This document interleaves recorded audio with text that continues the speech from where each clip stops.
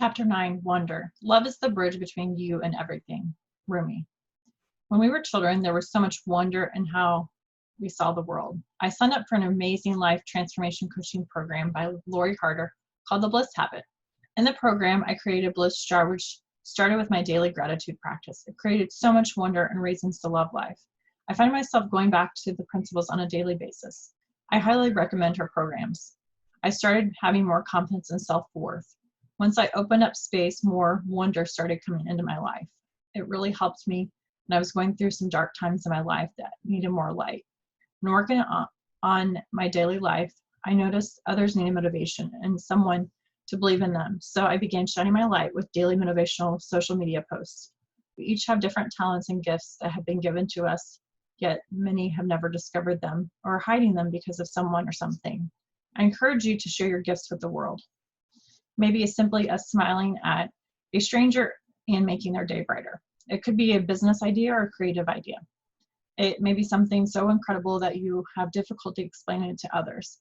Take the next step and start sharing it with others.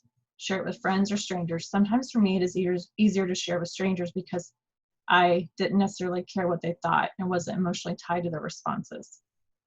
It takes more for me to share with those that I am more emotionally tied to. I also had to remember that the only opinion that really matters is my own. I know that of what I am capable of. I know what makes my heart sing, and I know if it is something that I want in my life. This is where journaling can be very therapeutic and help express these thoughts and feelings. It helps you become clearer about what it is you desire. A moment of wonder came to me when I was brainstorming ideas to increase the awareness of the charity One by One project. I learned that the Casey Business Magazine Rising Stars Award was coming up for nominations. It was a great opportunity. It would give me great publicity for the charity. A few of my friends nominated me for the award, and I was ecstatic to hear that I was one of the recipients and would be in the magazine. In the magazine, they did a great job sharing information about One by One project and increasing awareness to more people. Through my networking with one of the other recipients, they sponsored a team for our next event. This award gave me a great wonder and pride in representing the charity. It is so freeing when you are marching to the beat of your own drum. Are you doing what makes you happy? Life can be great if you're enjoying it. It can be horrible if you are miserable. Each of us have so much greatness inside of us. At some point in our life, we have forgotten or no longer believe that to be true. During a leadership and training conference for my network marketing company, I realized that I had some major adjustments to make myself before I could expect to go where I wanted to go in my business. Was it going to be easy work? No. Was it going to be comfortable? No. Was it going to be go the way I wanted to? No. Am I going to be perfect? No. Do I have to have it all figured out? No. Is my reason for doing what I do worth it? Yes, absolutely. After that conference in the airport, I overheard a frustrated mom yelling at her teenage daughter. The mom's words were very hateful, and she was telling her daughter how much she didn't like her. It made me sad listening to this. I admit I don't know what happened for the mom to be set off like this, but I couldn't imagine that it was bad enough for her to speak to her daughter the way she was. I know I have not raised a teenager yet, and I'm not an expert by any stretch. I had a moment of realization that experiences like this can cause a personal self-worth to be chipped away.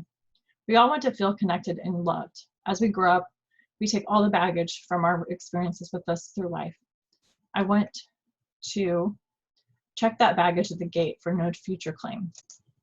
Think about all the feelings or frustrations you are holding onto and that is holding you back from allowing your greatness to shine. So I challenge you to go about your day differently from this point forward.